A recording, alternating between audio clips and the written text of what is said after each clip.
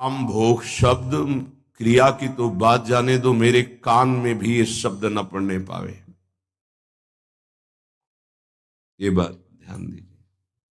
संग करना ये तो दूर की बात रही, श्री धाम वृंदावन में प्रिया प्रीतम की उपासना में मुझे जो लगाया गया है, जिनका मैं भजन कर रहा हूं, एक तड़ित वर्ण वाले पीता अरुण अनंत तनिलता भाम, बिजली की अनंत कांति, एक श्याम मेघ, इनकी उपासना, तो सावधान ये रहे कि करणाभ्यरणा स्पर्शिन, मेरे कान में शब्द भी काम भोग का न पड़े। क्रिया और संग मात्रादिहस्ता, संग आदि अन्य चेष्टाएं ये तो दूर की बात रही, मेरे कान में भी काम शब्द न पड़े,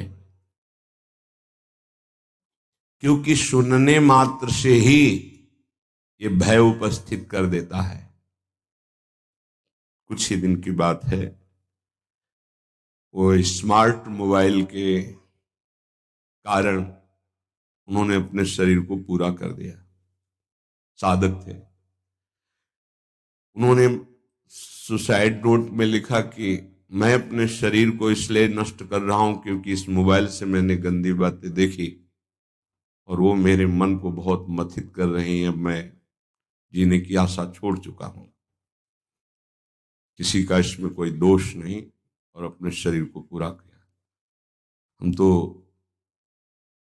आंतरिक उस वृत्ति को प्रणाम करते हैं जो इस ग्लानि से युक्त हुई, लेकिन उस अज्ञान को नकारते हैं कि ऐसा नहीं होना चाहिए। हमसे गलती हो जाती है, लेकिन हमारा गलती का सुधार का अवसर है, हमारा शरीर का त्यागने का अधिकार नहीं है, क्योंकि आत्महनन गति बहुत दुर्गति होती है।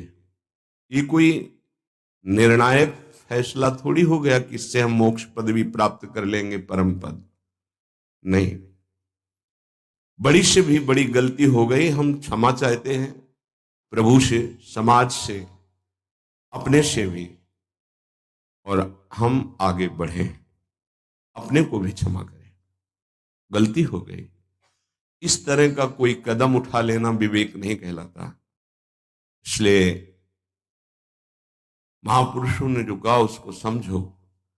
करणाभ्यरणा स्पर्शिन स्त्रीति वर्णा दप्युतृष्टा संग मात्रादिहस्ता। एक काम भोग की वार्ता हमारे कान में भी स्पर्श नहीं करनी चाहिए। वैसे जिनको बहुत आवश्यक कार्य है, अगर वो छोटे वाले मोबाइल रखें तो बहुत अच्छा रहेगा, जो स्क्रीन नहीं है जिसमें, क्योंकि ना जानो छिन अंत कवन बुद्धि घटे प्रकाशित, छुट चेतन जो अचेत तेव मुनि भय विश्वासित, तारा सरसुर इंद्र कलप कामिनी मन फंद्या। ऐसा बुद्धि बहुत नीच है, एक कब क्या निर्णय कर दे, भगवान बचावे, इसका कोई भरोसा नहीं।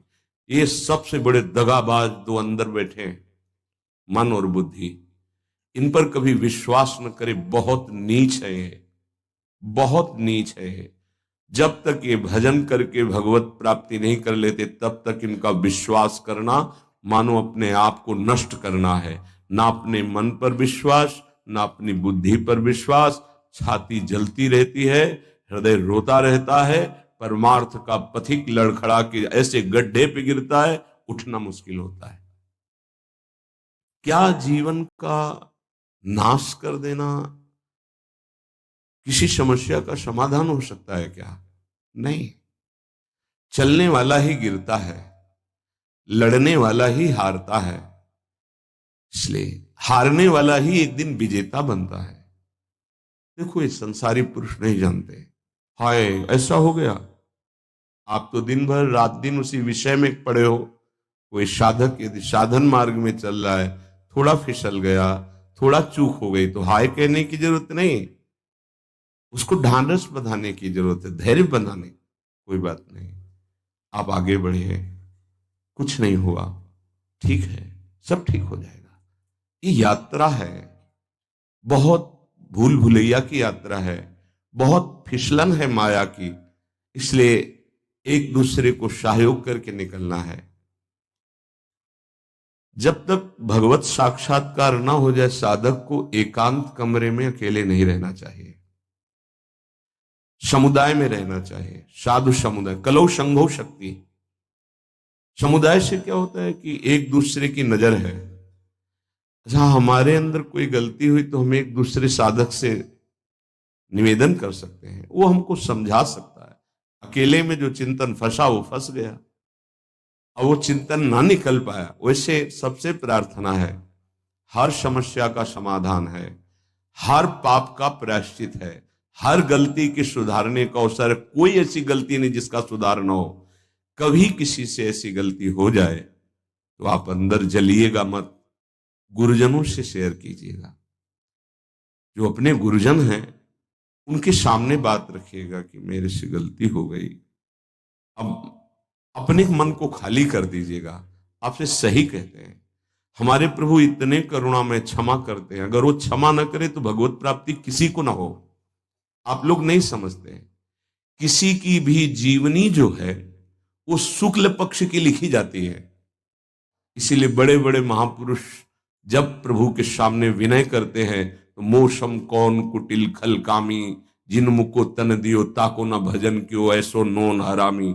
सूरदास जी महाराज, गोस्वामी तुलसीदास जी, जो मैं अपने अवगुण कहूं, बाढ़े कथा पार नहीं लाऊं। ए भाई, अंदर की बात है, रो रो के इस मार्ग में विजय प्राप्त की जाती है। सबके हृदय को कोई ऐसा नहीं है, सबके लख बिरले पाए। बिरला कोई साधक पहचान पाता है कि हमारे अंदर ये पाप आ गया, ये दोष आ गया, ये गलती, प्रभु मेरे से गलती हो गई। सच्ची कहते हैं, अगर भगवान क्षमा ना करें तो कोई एक कदम भी परमार्थ पे नहीं चल सकता। निराश होने की जरूरत नहीं। ये नहीं देखना कि वो बहुत आगे बढ़ चुके हैं। तुमसे सच्ची कहते हैं, हृदय की बात कहते हैं, जिसे तुम बहुत आगे बढ़ा हुआ जानते हो, भगवत कृपा से केवल है। केवल भगवत, वो भगवत कृपा आपके ऊपर नहीं हो सकती क्या? क्या आप महान नहीं बन सकते हैं क्या? महान के अंश हैं, महान के पुत्र हैं, आप भी महान बन सकते हैं। गलती हो गई, त्रुटि हो गई, उसके लिए रास्ता है, प्रायश्चित है, दंड विधान है, क्षमा विधान है। लेकिन शरीर को पूरा कर देना ये कोई विवेक नहीं रहा। कभी किसी उपासक से, किसी के भी मन में कुछ भी ऐसा चल रहा हो कि वो तुम्हें जला रहा है, तुम निकल नहीं पा रहे हो, श्री जी से कहो, गुरुजनों से कहो, निकल जाओगे। अगर विवेक काम करे तो ध्यान ही मत दो उसकी तरफ, निकल जाओगे। ऐसा नहीं कि उसमें डूब जाओ, उसी चिंतन में डूब जाओ। इसीलिए हम कहते हैं, एक एकांत कमरे में रहकर साधना करता है, एक रोज सत्संग करता है, बड़ा अंतर होगा, बड़ा अंतर होगा। सत्संगी कलावान हो जाएगा। क्या युक्ति आ जाएगी बचने की, उसकी किस विकार से, किस भावना से कैसे बचा जाता है। और वो बहुत जरूरी है भजन में। अगर भजन में युक्ति नहीं तो मुक्ति होना बहुत कठिन है। इसलिए साधु संग किया जाता है कि उनके अनुभव, उनकी युक्तियां हमको विचारों से बचा सके। हमारे अंदर विचारों का जाल फेंका जाता है, जो मन बुद्धि है वो विचारों के जाल में हमको फंसाती है, हमें बचना है। थोड़ी सी चूक हमारे पूरे जीवन को नष्ट कर देती है। थोड़ा सा मनोरंजन हमारे जीवन को असमर्थ बना देता है। इसलिए समस्त साधकों से, उपासिकाओं से, सबसे, वो गृहस्थ हो या विरक्त हो, सबसे प्रार्थना है, एक बार हिम्मत करके निकल चलो। एक बार। हरि गुरु ऐसे कृपालु हैं कि आप जैसी आकांक्षा करोगे, जो इच्छा करी हो मन माही, हरि प्रसाद कछ दुर्लभ नाही। पर हम इच्छा त्यागने के लिए ही भगवत मार्ग का वर्ण किए हैं। इच्छाओं का शमन करके, दमन करके हम भगवत प्राप्ति करें। ये इच्छाएं कितनी भी पूर्ण की जाए, कभी पूर्ण नहीं होती। ये दुष्ट मन कभी चैन से नहीं रहने देता। ये हर समय संकल्प विकल्प बनाते हुए सब प्राणियों को अधीन किए हुए है। बड़े भाग्यशाली हैं जो इसकी चाल को पहचान गए और गुरु प्रताप से प्राप्त नाम मंत्र के बल से इसकी चाल को नष्ट कर दिया।